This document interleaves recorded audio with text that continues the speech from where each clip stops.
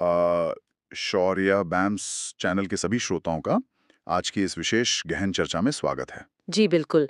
और आज का विषय सच में बहुत ही दिलचस्प होने वाला है। हाँ, मतलब आयुर्वेद के छात्रों, चिकित्सकों और इस प्राचीन विज्ञान के पीछे के तर्क को गहराई से समझने की इच्छा रखने वाले हर व्यक्ति के लिए आज का ये सत्र बहुत बहुत महत्वपूर्ण है। एकदम सही कहा। आज हमारा उद्देश्य सिर्फ किताबी ज्ञान को दोहराना नहीं है। हम उन छोटी-छोटी आदतों के पीछे के विशाल विज्ञान को डिकोड करेंगे, जिन्हें अक्सर रोजमर्रा की जिंदगी में बहुत सामान्य मान लिया जाता है। और इसके लिए हमारे पास कुछ बहुत ही शानदार स्रोत हैं। बिल्कुल। आज हम अष्टांग हृदयम, चरक संहिता और आर्ट ऑफ लिविंग के स्वास्थ्य दिशा निर्देशों के जैसे प्राचीन ग्रंथों पर चर्चा कर रहे हैं। और साथ ही फोर्टिस हेल्थ केयर तथा लाइफ स्पा जैसे आधुनिक चिकित्सा शोधों का भी विश्लेषण करेंगे। तो आज का हमारा विषय है जल। लेकिन सिर्फ सामान्य जल नहीं, बल्कि आयुर्वेद में जिसे उष्णोदक कहा गया है, मतलब उबला हुआ गर्म पानी। हाँ, उष्णोदक। ये चर्चा मुख्य रूप से इस बात पर केंद्रित होगी कि पानी पीने जैसी अत्यंत साधारण क्रिया मानव शरीर के लिए एक शक्तिशाली औषधि कैसे बन सकती है। और एक बेहतरीन हीलर भी, क्योंकि इस विषय का वैज्ञानिक आधार सच में बहुत गहरा है। बहुत गहरा है। देखिए, अक्सर आधुनिक जीवन शैली में ये मान लिया जाता है कि पानी का एकमात्र काम शरीर में तरल पदार्थ की कमी को पूरा करना है। बस प्यास बुझाना, राइट? बिल्कुल। लेकिन जब हम आयुर्वेदिक संहिताओं और आधुनिक क्लिनिकल शोध दोनों का एक साथ अध्ययन करते हैं, तो एक बिल्कुल नई तस्वीर सामने आती है। हम्म। पानी का तापमान, उसे उबालने की लंबी प्रक्रिया और उसे ग्रहण करने का तरीका। ये तीनों कारक। जी, ये तीनों कारक मिलकर शरीर के हर एक अंग की कार्यप्रणाली, संपूर्ण पाचन तंत्र और यहाँ तक कि ओजस के निर्माण को सीधे तौर पर नियंत्रित करते हैं। ओजस यानी हमारी सूक्ष्म जीवन शक्ति। हाँ, तो ये सिर्फ गले को तर करने का विज्ञान नहीं है, ये शरीर की पूरी केमिस्ट्री को संतुलित करने का विज्ञान है। ये एक बहुत ही दिलचस्प दृष्टिकोण है। अष्टांग हृदयम के सूत्र स्थान के 5वें अध्याय पर जब हम नजर डालते हैं, तो आचार्य वाग्भट का एक सूत्र बार बार सामने आता है, दीपनम लघुपाचनम। बहुत ही शक्तिशाली सूत्र है ये। इसका सीधा सा अर्थ ये निकलता है कि पानी को सिर्फ उबालने भर से उसकी आणविक संरचना, मतलब मॉलिक्यूलर स्ट्रक्चर, पूरी तरह बदल जाता है। बिल्कुल बदल जाता है। और स्रोतों में दिए गए आंकड़े इस बात को बहुत स्पष्ट रूप से साबित भी करते हैं। हाँ, मैंने वो आंकड़े देखे।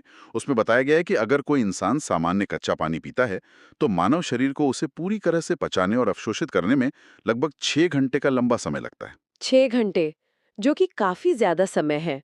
वहीं अगर उसी पानी को उबालकर फिर ठंडा कर लिया जाए, तो वो समय घटकर सिर्फ 3 घंटे रह जाता है। आधा समय। और सबसे ध्यान देने वाली बात तो ये है कि जब उस गर्म पानी में कुछ प्राकृतिक जड़ी बूटियां मिला दी जाती हैं, तो शरीर उसे मात्र 1.5 घंटे में अवशोषित कर लेता है। मतलब 6 घंटे से सीधा 1.5 घंटा। ये समय का इतना बड़ा अंतर किसी भी वैज्ञानिक दिमाग को सोचने पर मजबूर कर सकता है। और वैज्ञानिक दृष्टिकोण से देखें तो इस समय के अंतर का मुख्य कारण आयुर्वेद का लघु और उष्ण सिद्धांत ही है। लघु यानी हल्का। हाँ, लघु का अर्थ है पचने में बेहद हल्का और उष्ण का अर्थ है गर्म।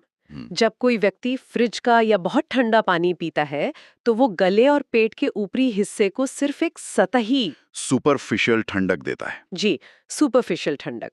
मस्तिष्क को एक सिग्नल जाता है कि प्यास बुझ गई है, लेकिन असल में कोशिकाओं तक पानी पहुंचा ही नहीं होता। मतलब सेल्स प्यासे ही रह जाते हैं। बिल्कुल। उबला हुआ गर्म पानी अपने लघु गुण के कारण बिना किसी रुकावट के सीधे कोशिकाओं के स्तर पर जाकर असली हाइड्रेशन प्रदान करता है, जिसे आज के विज्ञान में सेल्यूलर हाइड्रेशन कहा जाता है। हम्म। आयुर्वेद कहता है कि पानी को कम से कम 10 मिनट तक उबालना चाहिए। ऐसा करने से पानी के भारी अणु टूट जाते हैं। और इसका सीधा फायदा ये होता है कि शरीर को उस पानी को सोखने के लिए अपनी खुद की अतिरिक्त ऊर्जा, या पाचन अग्नि को खर्च नहीं करना पड़ता। ये बात रोजमर्रा के अनुभवों से बहुत मेल खाती है। अगर हम रसोई का एक बहुत ही व्यवहारिक उदाहरण लें। हाँ, बर्तनों वाला उदाहरण। बिल्कुल। जब चिकनाई लगे और बहुत गंदे बर्तनों को साफ करना होता है, तो ठंडे पानी से वो चिकनाई कभी नहीं कटती। वो और ज्यादा जम जाती है। हाँ, उस चिकनाई को पिघलाने और बर्तनों को साफ करने के लिए हमेशा खौलता हुआ या तेज गर्म पानी ही चाहिए होता है। एकदम सही। और अगर हम मानव शरीर की आंतरिक संरचना की बात करें, तो वहां भी ठीक यही हो रहा है। पेट की नलियों और आंतों की दीवारों में। हाँ, आंतों की दीवारों और लिम्फेटिक सिस्टम में जो वसा और विषैले तत्व रोज जमा होते हैं, उन्हें अंदर से साफ करने के लिए गर्म पानी एक प्राकृतिक और बेहद सुरक्षित डिटर्जेंट की तरह काम करता है। जबकि हम अक्सर देखते हैं कि लोग भारी और चिकनाई युक्त भोजन करने के ठीक बाद बर्फ वाला ठंडा पानी, या कोल्ड ड्रिंक पी लेते जो कि बहुत हानिकारक है। और यही वो बिंदु है जहां आधुनिक शोध और आयुर्वेद पूरी तरह से एक मत नजर आते हैं। बिल्कुल। जर्नल न्यूट्रिएंट्स और एनिमल्स में प्रकाशित हालिया शोध पत्रों का जब विश्लेषण किया जाता है तो पता चलता है कि ठंडा पानी वास्तव में गैस्ट्रिक संकुचन को धीमा कर देता है। गैस्ट्रिक संकुचन मतलब पेट की मांसपेशियों का जो प्राकृतिक मूवमेंट होता है। हाँ, वो मूवमेंट ठंडे पानी के संपर्क में आते ही सुन्न पड़ जाता है और रक्त वाहिकाएं सिकुड़ जाती हैं, जिसे मेडिकल भाषा में वासोकॉन्स्ट्रिक्शन कहते हैं। और इसके विपरीत गर्म पानी पीने से गर्म पानी पीने से रक्त वाहिकाएं फैलती हैं, जिसे वासोडाइलेशन कहा जाता है। वासोडाइलेशन। जी, रक्त वाहिकाओं का ये फैलना ही आयुर्वेद में अग्नि या पाचन तंत्र का मजबूत होना माना गया है। तो वासोडाइलेशन की वजह से आंतों और पेट के हर हिस्से में रक्त का प्रवाह तेज हो जाता है। और उससे भोजन को पचाने वाले रस ज्यादा अच्छी तरह से काम कर पाते हैं। इस प्रक्रिया को समझने के बाद ये बहुत साफ हो जाता है कि आयुर्वेद में गर्म पानी को विबंध यानी कब्ज की समस्या में इतना अचूक क्यों माना गया है। हम्म, कब्ज और वात दोष का संबंध। हाँ, हमारे अध्ययन स्रोतों में वात दोष और कब्ज के गहरे संबंध पर बहुत जोर दिया गया है। देखिए, आयुर्वेद की एक बहुत ही महत्वपूर्ण और बुनियादी अवधारणा है वातानुलोमन। वातानुलोमन। इसे समझना हर चिकित्सा छात्र और स्वास्थ्य के प्रति जागरूक इंसान के लिए जरूरी है। वात की प्राकृतिक गति शरीर में हमेशा नीचे की ओर होनी चाहिए। Downward movement. हाँ, लेकिन जब गलत जीवन शैली, तनाव या रूखे खानपान की वजह से वात दोष बिगड़ता है, तो उसकी गति उल्टी दिशा में होने लगती है। और यही वो स्थिति है जब गैस, डकारें, पेट फूलना। और विबंध यानी कब्ज जैसी समस्याएं पैदा होती हैं। तो इसमें उष्णोदक कैसे मदद करता है? उष्णोदक अपने गर्म और स्निग्ध यानी चिकने स्वभाव के कारण उस बिगड़े हुए वात को शांत करता है और उसे वापस उसकी सही दिशा में यानी नीचे की ओर ले जाने का काम करता है। आधुनिक मेडिकल भाषा में इसे शायद पेरिस्टालसिस की प्रक्रिया से जोड़ा जा सकता है। एकदम सटीक तुलना है ये। आंतों में मल को आगे धकेलने की जो लहरदार गति होती है, उसे पेरिस्टालसिस कहते हैं। और गर्म पानी इस गति को सुगम बना देता है। बिल्कुल। इससे न केवल पेट आसानी से साफ होता है, बल्कि गैस और जोड़ों के उस दर्द में भी बहुत राहत मिलती है, जो शरीर में वात के रूखेपन की वजह से होता है। शरीर की इस आंतरिक सफाई की बात करें तो डिटॉक्सिफिकेशन का विषय अपने आप सामने आ जाता है। और आयुर्वेद में इसके लिए पंचकर्म से बेहतर कुछ नहीं है। पंचकर्म तो सबसे बेहतरीन शुद्धि प्रक्रिया है। मैंने आयुर्वेद के पंचकर्म और डिटॉक्स दिशा निर्देशों का काफी बारीकी से अध्ययन किया। वहां एक बात बहुत स्पष्ट रूप से लिखी गई है कि स्नेहापान और विरेचन जैसी गहरी शुद्धि प्रक्रियाओं के दौरान ठंडे पानी का सेवन पूरी तरह से वर्जित है। हाँ, ठंडे पानी, कैफीन और शराब का सेवन पूरी तरह मना है। वहाँ शरीर को केवल उबला हुआ पानी या फिर तुलसी, अदरक और जीरे का पानी ही पीने की सलाह दी जाती है। तो यहाँ एक सवाल उठता है कि डिटॉक्स जैसी महत्वपूर्ण प्रक्रिया के दौरान ठंडा पानी इतना बड़ा नुकसान कैसे कर सकता है? इसका उत्तर शरीर में मौजूद आम की प्रकृति में छिपा है। टॉक्सिन्स। जी, आम कोई रहस्यमयी चीज नहीं है। ये मूल रूप से बिना पचा हुआ, आधा अधूरा मेटाबोलाइज्ड भोजन और विषाक्त पदार्थ हैं। जो एक चिपचिपे और भारी पदार्थ की तरह आंतों की भीतरी परत पर जमा हो जाता है। और वहाँ सूजन पैदा करता है।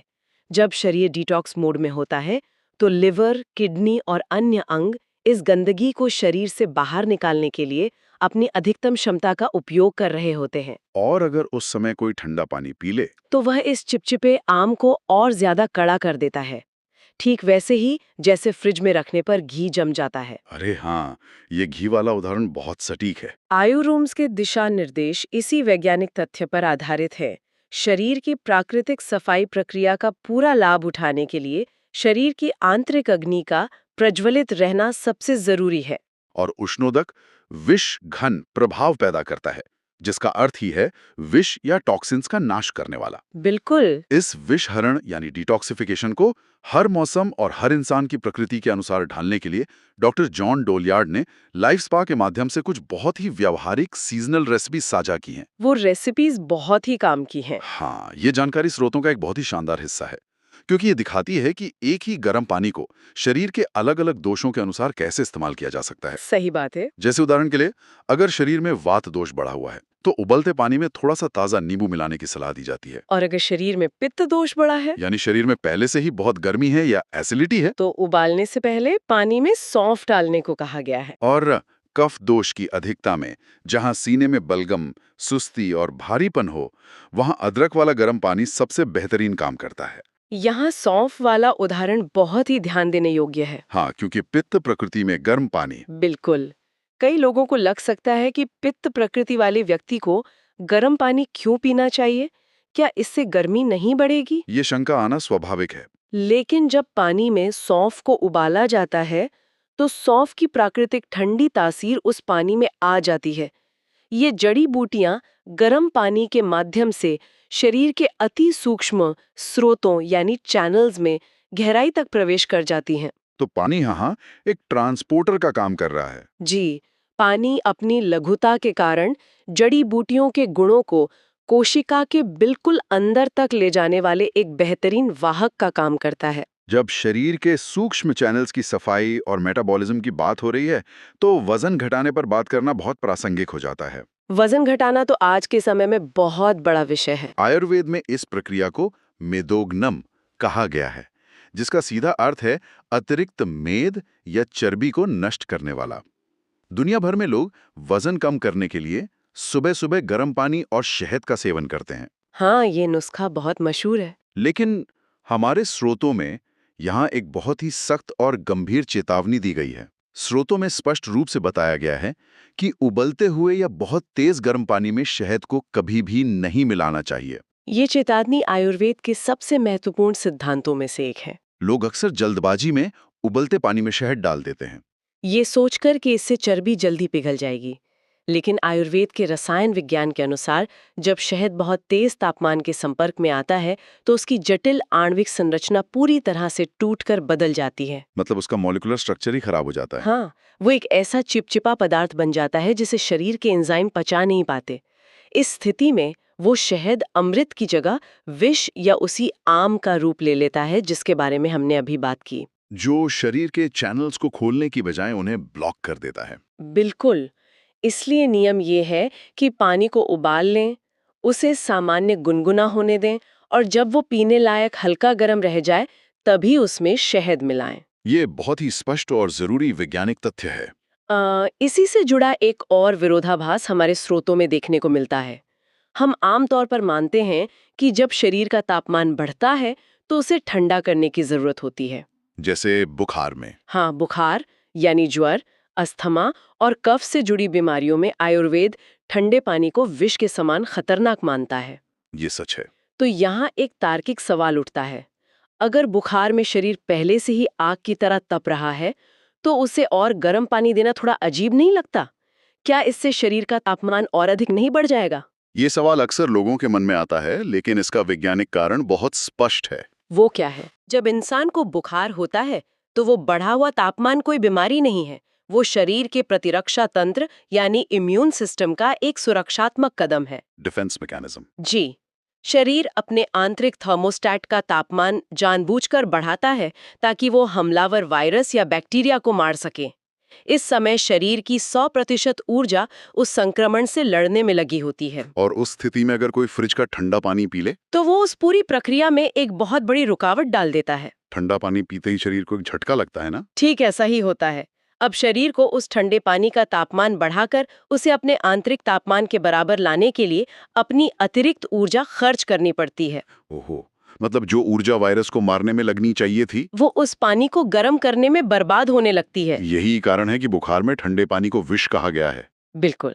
और अगर अस्थमा और हिचकी की बात करें तो गर्म पानी श्वसन तंत्र की मांसपेशियों को तुरंत आराम देता है और जमे हुए कफ को पिघलाकर वायुमार्गों को खोलता है। जबकि ठंडा पानी श्वास नली को और ज्यादा सिकोड़ देता है, जिससे सांस लेना और भी मुश्किल हो जाता है। एकदम सही। ये शरीर के मैकेनिज्म को समझने का एक बहुत ही अद्भुत नजरिया है। इन सभी शारीरिक प्रक्रियाओं के अलावा हमारे स्रोतों में एक शब्द बार बार उभर कर आता है, ओजस। ऊर्जा का शुद्ध रूप। ऊर्जा के स्तर को लेकर अक्सर एक भ्रम रहता है।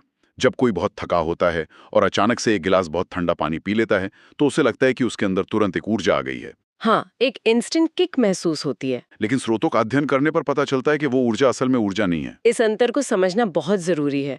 ठंडे पानी से मिलने वाली वो अचानक की ऊर्जा वास्तव में सिंपैथेटिक नर्वस सिस्टम का एक स्पाइक है। Panic response. इमरजेंसी आ गई है, जिसे हम फाइट या फ्लाइट मोड कहते हैं। मतलब ये एड्रेनलिन का एक क्षणिक झटका है। हाँ, जो कुछ ही मिनटों में खत्म हो जाता है और इंसान को पहले से भी ज्यादा थका हुआ महसूस कराता है। और दूसरी ओर ओजस का निर्माण, वो एक बहुत ही गहरी और स्थिर प्रक्रिया है। यानी ओजस उस क्षणिक झटके का विपरीत है। जी, जब नियमित रूप से उष्णोदक का सेवन किया जाता है तो पाचन तंत्र सुचारू रूप से काम करता है। शरीर से सारे विषैले तत्व बिना किसी रुकावट के बाहर निकलते रहते हैं। और खाए गए भोजन का एक एक पोषक तत्व शरीर की कोशिकाओं तक पहुंचता है। इस पूरी स्वस्थ प्रक्रिया के अंतिम परिणाम के रूप में जो एक विशुद्ध और स्थिर जीवन शक्ति बनती है, उसे आयुर्वेद में ओजस कहते हैं। ये ओजस इंसान को दिन भर की थकान से दूर रखता है, मानसिक स्पष्टता देता है और एक स्टेडी अलर्टनेस यानी एक शांत और निरंतर ऊर्जा प्रदान करता है।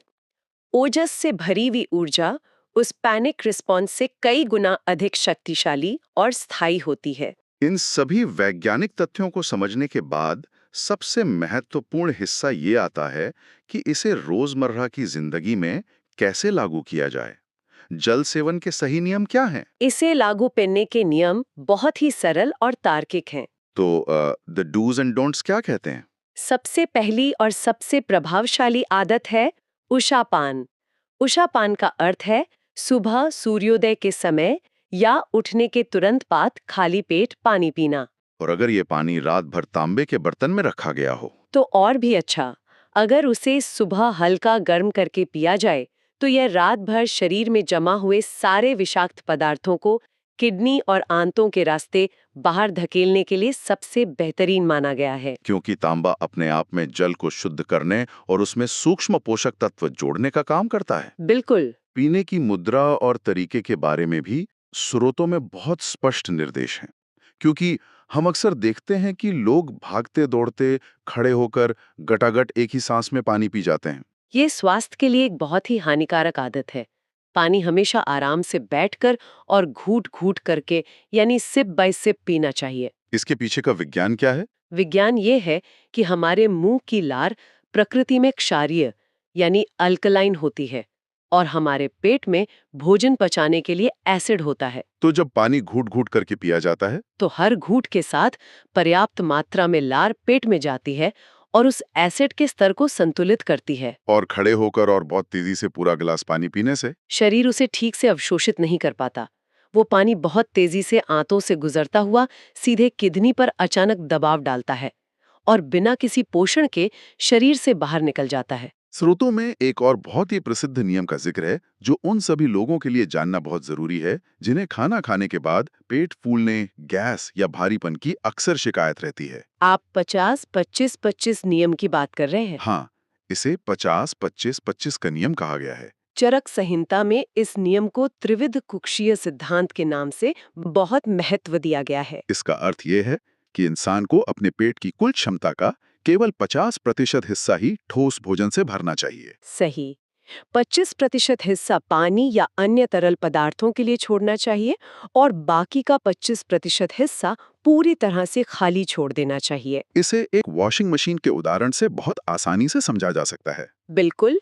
अगर मशीन को कपड़ों से ऊपर तक ठसाठस भर दिया जाए तो उसमें घूमने के लिए जगह ही नहीं बचेगी और कपड़े कभी साफ नहीं होंगे। उसी तरह पेट में उस खाली 25% हिस्से की जरूरत इसलिए होती है ताकि पाचन क्रिया के दौरान बनने वाली गैस और जो डाइजेस्टिव जूसेस यानी पाचन रस निकलते हैं उन्हें भोजन के साथ मथने और घूमने के लिए जगह मिल सके। अगर कोई इंसान खाने के तुरंत बाद बहुत अधिक मात्रा में पानी पी लेता है तो वो पेट के उन महत्वपूर्ण पाचन रसों को पूरी तरह पतला कर देता है। इससे पाचन अग्नि बुझ जाती है और खाना पचने की बजाय पेट में पड़ा पड़ा सड़ने लगता है जो बाद में आम बन जाता है। एक आखिरी लेकिन बहुत ही महत्वपूर्ण बात स्पष्ट कर देना जरूरी है।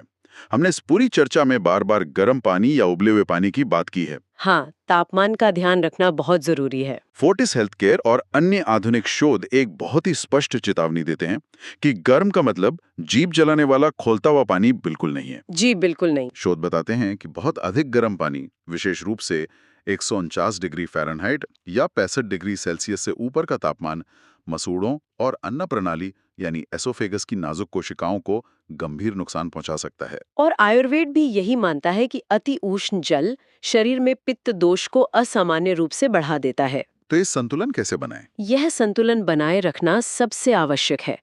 पानी को उबालना जरूर है ताकि उसका मॉलिक्यूलर स्ट्रक्चर टूट जाए, लेकिन पीते समय वो हमेशा सुखद गुनगुना या हल्का गर्म होना चाहिए। जिसे आराम से और बिना किसी तकलीफ के घूंट-घूंट करके पिया जा सके। बिल्कुल। ये पूरी गहन चर्चा शरीर के विज्ञान को एक नए नजरिए से देखने का अवसर रही है। अगर इस पूरे विषय का सार निकाला जाए तो बात सिर्फ इतनी सी है कि पानी सिर्फ एक तरल पदार्थ नहीं है। सही कहा। सिर्फ उसके तापमान को नियंत्रित करके, उसे उबालने की प्रक्रिया अपनाकर और उसे आराम से घूंट-घूंट पीने की आदत डालकर मानव शरीर अपने पाचन तंत्र को मजबूत कर सकता है हर एक कोशिका की गहरी शुद्धि कर सकता है और दैनिक ऊर्जा के स्तर में एक स्थायी बदलाव ला सकता है। इस पूरी वैज्ञानिक चर्चा से मेरी समझ में एक बहुत ही विचारोत्तेजक सवाल भी जन्म लेता है। वो क्या? देखिए, अगर सिर्फ पानी जैसी अत्यंत आम और सहज उपलब्ध चीज को उबालने भर से शरीर के साथ उसकी रासायनिक प्रतिक्रिया इतनी गहराई से बदल सकती है, तो प्रकृति के अन्य सरल तत्व, जैसे कि हम जो हवा सांस में लेते हैं या सुबह की जो सूरज की रोशनी हमारे शरीर पर पड़ती है, उनके साथ हमारे जुड़ने के तरीके में ऐसे और कितने अनसुलझे रहस्य छिपे होंगे। ये बहुत ही गहरा सवाल है। शायद आधुनिक जीवन शैली की तेज भागदौड़ में समाज उन बुनियादी प्राकृतिक शक्तियों और नियमों को पूरी तरह से नजरअंदाज कर रहा है, जो असल में मानव शरीर की हीलिंग और स्वास्थ्य का सबसे बड़ा और सबसे शक्तिशाली स्रोत है। ये सच में एक ऐसा विचार है जिस पर हर किसी को गहराई से सोचना चाहिए और प्रकृति के साथ अपने संबंध को फिर से टटोलना चाहिए। बिल्कुल। अभी भी बहुत कुछ ऐसा है जिसे फिर से सीखने और अपनाने की जरूरत है। इसी के साथ इस विशेष गहन चर्चा को इतने ध्यान और उत्साह से सुनने के लिए शौर्य बैंस चैनल के सभी श्रोताओं का बहुत बहुत धन्यवाद। श्रोताओं के लिए हमारी तरफ से एक छोटी सी चुनौती है। हाँ, चुनौती ये है कि सिर्फ एक हफ्ते के लिए रोजमर्रा के जीवन से ठंडे और फ्रिज के पानी को पूरी तरह हटा दें और उसकी जगह केवल उबले हुए गुनगुने पानी का प्रयोग करके देखें। इस छोटे से बदलाव से शरीर के भारीपन में जो कमी आएगी और ऊर्जा में जो स्थिरता महसूस होगी, वो खुद ब खुद इस प्राचीन विज्ञान की ताकत को साबित कर देगी। ज्ञानवर्धक और एक बेहद स्वस्थ जीवन की शुभकामनाओं के साथ आज की इस चर्चा का हम यही समापन करते हैं। आयुर्वेद के विज्ञान को समझें और इसे अपने जीवन का स्वाभाविक हिस्सा बनाएं।